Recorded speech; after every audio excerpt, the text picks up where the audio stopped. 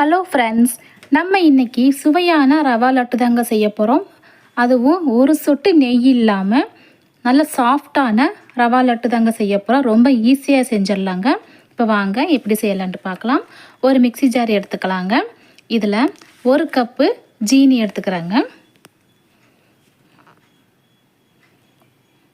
இது கூடவே ஒரு 3 ஏலக்காய் சேர்த்துட்டு நல்லா பொடுசாக அரைச்சிட்டு வந்துடலாம். இப்போ அரைச்சதை ஒரு பிளேட்டில் மாற்றிக்கலாங்க. இது அப்படியே இருக்கட்டும். அடுத்ததாக ஒரு நல்ல அகலமான கடாய் எடுத்துக்கலாங்க. இதில் 1.5 கப்பு வெள்ளை ரவை எடுத்துருக்குறாங்க. இந்த ரவையெல்லாம் வறுக்கும்போது கடாய் அகலமாக இருந்துச்சுன்னா வறுக்கிறதுக்கு ரொம்ப ஈஸியாக இருக்கும். இது நல்லா வறுத்துக்கலாங்க. இது ஒரு 5 நிமிஷம் போல் ஸ்டவ்வை லோ ஃப்ளேமில் வச்சுட்டு நல்லா வறுத்துக்கலாம்.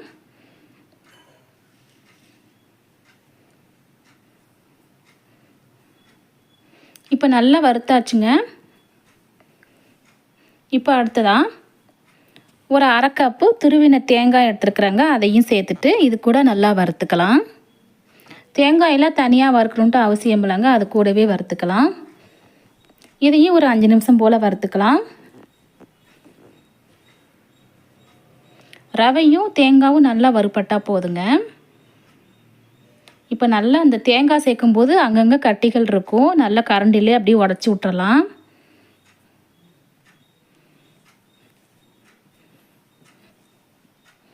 நம்ம ஒரு சொட்டு நெய் இல்லாமல் தாங்க இந்த ரவா லட்டு செய்கிறோம். ரொம்ப ஈஸியாக செஞ்சிடலாம், நம்மளுக்கு செலவும் கம்மி. இப்போ அடுத்ததாக நம்ம ஏற்கனவே பொடிச்சு வச்ச ஜீனியை இதெல்லாம் சேர்த்துக்கலாங்க. இது ஒரு 2 நிமிஷம் கிளறுனா போதுங்க.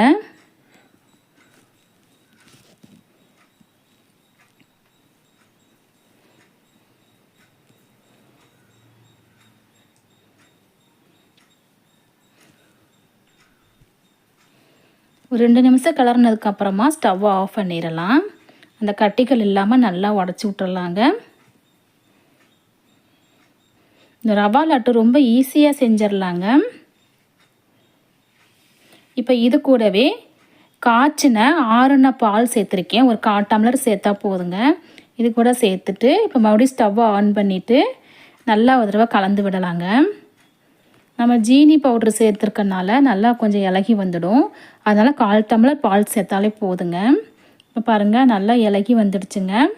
இப்போது இது கரெக்டான ஸ்டேஜ் இது. இப்போ நம்ம ஸ்டவ்வை ஆஃப் பண்ணிடலாம். இப்போ நம்ம கொஞ்சமாக கையில் எண்ணெய் தடவிட்டு நம்ம உருண்டை பிடிக்க ஆரம்பிச்சிடலாங்க. அந்த சூட்டோடு இருக்கையில் உருண்டை பிடிக்க ஆரம்பிச்சிடலாம். அப்போ தாங்க ஈஸியாக இருக்கும். பாருங்கள், இதே மாதிரி நம்ம எல்லாத்தையும் இந்த சூடு இருக்கும்போதே உருண்டை பிடிச்சி வச்சிடலாங்க. நம்ம தேங்காயெல்லாம் சேர்த்து பண்ணியிருக்கோம். சாப்பிட்றதுக்கு அவ்வளோ டேஸ்ட்டாக இருக்குங்க. நான் அதில் முந்திரி பருப்பு, திராட்சை எதுவுமே சேர்க்கலைங்க. ரொம்ப சிம்பிளாகவே செஞ்சுட்டேன். ஆனால் டேஸ்ட்டு சூப்பராக இருந்துச்சுங்க. நல்லா சாஃப்டாகவும் இருந்துச்சு. கண்டிப்பாக நீங்கள் ட்ரை பண்ணி பாருங்கள் ஃப்ரெண்ட்ஸ். இந்த வீடியோ உங்களுக்கு பிடிச்சிருந்துச்சின்னா லைக் பண்ணுங்கள், கமெண்ட் பண்ணுங்கள், சப்ஸ்கிரைப் பண்ணுங்கள். தேங்க்யூ.